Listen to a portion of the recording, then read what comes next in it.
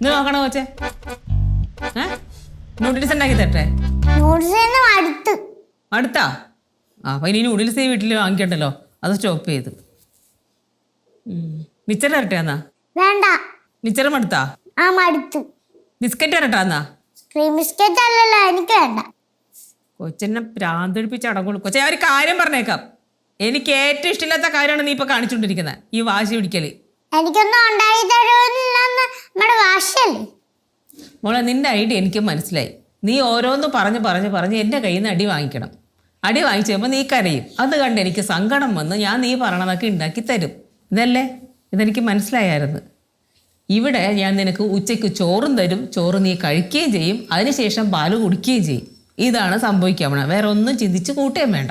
അങ്ങനെയാണെങ്കിൽ വൈകുന്നേരം വാഴയ്ക്കാപ്പം ഉണ്ടാക്കി തന്നാൽ മതി. അങ്ങനെയാണെങ്കിൽ വൈകുന്നേരം വാഴയ്ക്കാപ്പം കഴിക്കണമെങ്കിൽ അച്ഛനെ വിളിച്ച് പറ വാഴയ്ക്കാപ്പം കഴിക്കണമെന്ന്. രാത്രിയല്ലേ വരൂ? എന്നെ കൊച്ചെ, നീ മനസ്സമാധാനത്തോടെ ഇവിടെ ഇരുന്ന് ജോലി ചെയ്യാൻ സമ്മതിക്കൂലേ? പോ, ചെല്ല്, പോയിരുന്ന് ബുക്ക് എടുത്ത് പഠിക്കാൻ നോക്ക്, ചെല്ല്. അമ്മ പുളി കിട്ടിയേ? ഓ, കിട്ടിയാ? ഇങ്ങോട്ടോ മാ. എന്റെ വീഴ്ച നന്നായിട്ട് ഏറ്റി കേട്ടാ.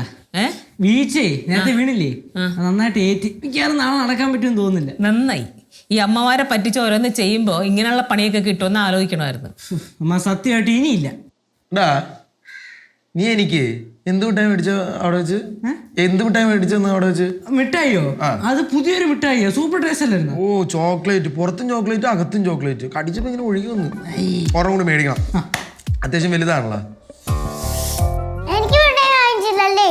നിനക്ക് നമ്മളങ്ങനെ മിഠായി മേടിക്കും? നീ നമ്മുടെ കാര്യം നേരെ നമ്മ എടുത്ത് കൊളുത്തി കൊടുത്ത ആളല്ലേ. നമുക്ക് അങ്ങനെ പറയാൻ, നമുക്ക് അങ്ങനെ മേടിച്ചു തരാനൊന്നും പറ്റൂല.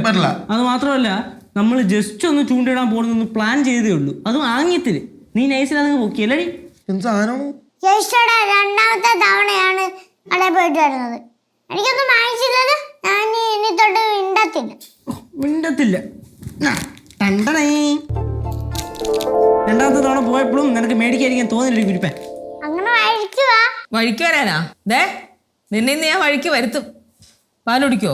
ഇല്ല. ആ, ശരിയാക്കി തരാം കേട്ടാ.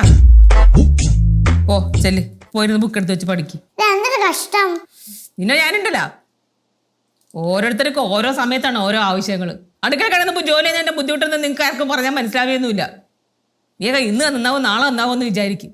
എവിടാ എല്ലാം തല കീഴ്പോട്ടാ വന്നോണ്ടിരിക്കണേ. എടാ, ഈ ഒറ്റക്കിടന്ന് ഇവിടെ കിടന്ന് പണിയുമ്പോൾ അതിൻ്റെ ബുദ്ധിമുട്ടുണ്ടേ. ആ ലച്ചു കൊണ്ട് ഇവിടെ ഇല്ല. ലച്ചു ഉണ്ടെങ്കിൽ എനിക്ക് കുറച്ചും കൂടെ സമാധാനം ഉണ്ടായിരുന്നു. ആ ലച്ചു പറഞ്ഞാൽ കറക്റ്റാട്ടാ, ഇതിനെ മേയ്ക്കാൻ ഭയങ്കര പാടാ. അവൾ പറയുമ്പോൾ ഞാൻ അവളെ വഴക്ക് പറഞ്ഞിട്ടുണ്ട്. ഇപ്പോഴല്ലേ മനസ്സിലായത്. ശരിക്കും പറഞ്ഞിട്ടുണ്ടെങ്കിലേ ഈ പ്രായമുള്ള ഒരാൾക്ക് ചെയ്യാവുന്നതിനെ മാക്സിമം നമ്മൾ ചെയ്യുന്നുണ്ട്. പക്ഷെ നിങ്ങൾ അതിനേക്കാൾ കൂടുതൽ ബുദ്ധിമുട്ടിച്ചിട്ടിരിക്കും. അച്ഛൻ വരട്ടെ. അച്ഛൻ വരാൻ വേണ്ടല്ലോ. ഞാൻ എൻ്റെ കഷ്ടപ്പാടും ബുദ്ധിമുട്ടൊക്കെ പറഞ്ഞ് വെറുതെ അങ്ങ് കരഞ്ഞു കാണിക്കും. എൻ്റെ കരച്ചിൽ കാണുമ്പോൾ അച്ഛൻ്റെ സങ്കടം തോന്നും. അപ്പം അച്ഛൻ എടുത്തിട്ട് തന്നോളും എല്ലാത്തിനും. എന്നെ ബുദ്ധിമുട്ടിപ്പിക്കുന്ന ആൾക്കാർക്ക്. അമ്മ അച്ഛനടുത്ത് ഒന്നും പറയാൻ നിൽക്കണ്ട കേട്ടാ. ദേഷ്യം വന്നപ്പോൾ പറഞ്ഞതേ ഉള്ളൂ. എനിക്ക് ആരോടും പരാതിയൊന്നുമില്ല. അമ്മ ജോലി കിട്ടും. അമ്മ സോറി, എനിക്കൊന്നും വേണ്ട. നീ പാല് കാച്ചി തന്നാ മതി, ഞാൻ കുടിച്ചോളാം. ഓ ശരി, ചെല്ല്. അപ്പുറത്ത് വരുന്ന് ബുക്കെടുത്ത് പഠിക്ക്. അപ്പോഴത്തേക്കും കൊണ്ടുവരാം.